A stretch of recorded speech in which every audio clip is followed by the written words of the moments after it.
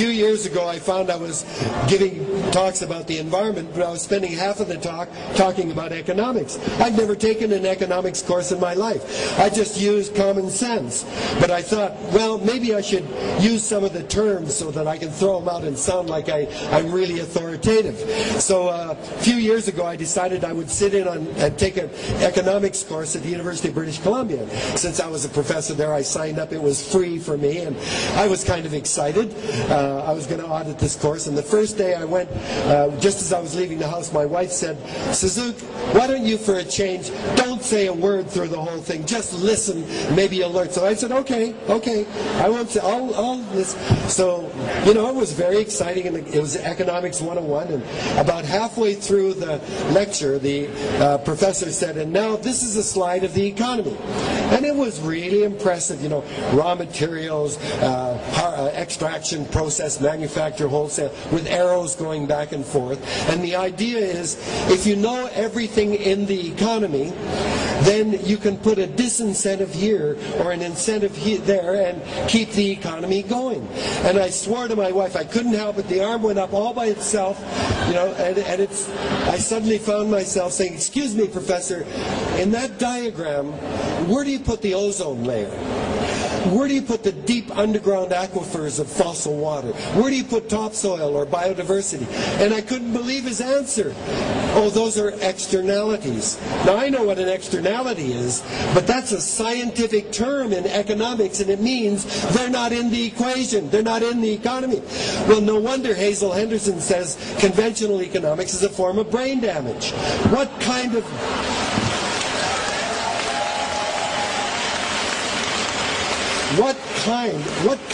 economist could think that the natural world that's performing all of these services for us, pollinating flowers, taking carbon dioxide out of the air, putting oxygen back in, filtering water, what kind of an economist would say those are externalities? If those services weren't delivered to us, we wouldn't have economists.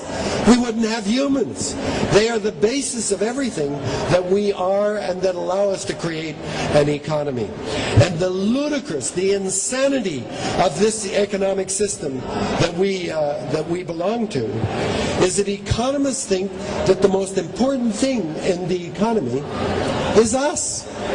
We're so smart, we're so inventive, we're so creative and productive that the economy rests on human productivity and inventiveness.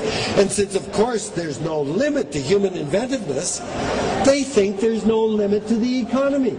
Economists actually believe, even though we are biological creatures living within the biosphere, they think the economy can grow forever. It cannot. But they think not only can it grow forever, but that it must grow forever.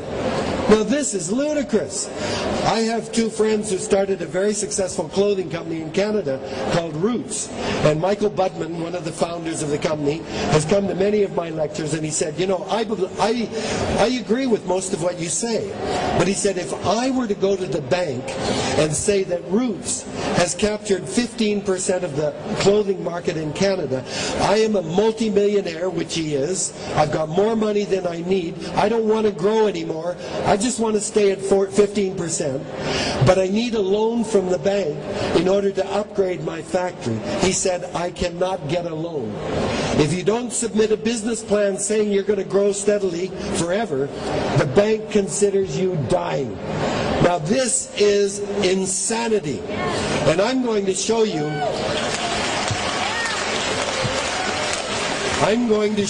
why this notion is suicidal. Anything growing steadily over time is called exponential growth. And anything growing exponentially has a predictable doubling time, right? If it's growing at 1% a year, or let's say it's the amount of sewage we put out, or the amount of air we use, the amount of space the city takes up, the size of our house, anything growing exponentially has a doubling time. So if it's growing at 1% a year, it will double in 70 years. 2% a year, it'll double in 35 years. 3% in 23 and a half years, 4% in 18 years. Anything growing exponentially has a doubling time. Okay, I'm going to give you a system that has says that we'll go into exponential growth. It represents the Earth. It's a test tube full of food for bacteria, and I'm going to put one bacterial cell into that food, and it's going to divide every minute. That's exponential growth, okay? So at time 0, at the beginning, there's one bacterium. 1 minute, there are 2. 2 minutes, there are 4. 3 minutes, there are 8. That's exponential growth. And at 60 minutes, the test tube's completely full of bacteria, and there's no food left, okay? 60-minute growth cycle in test tube. When is the test tube half full? Or half empty, depending on whether you're an optimist or a pessimist. Well, the answer, of course, is at 59 minutes. It's only half full, but it's 1 minute away from filling it. So at 58 minutes, it's 25% full. At 57 minutes, it's 12.5% full. At 55 minutes of a 60-minute cycle, it's 3% full.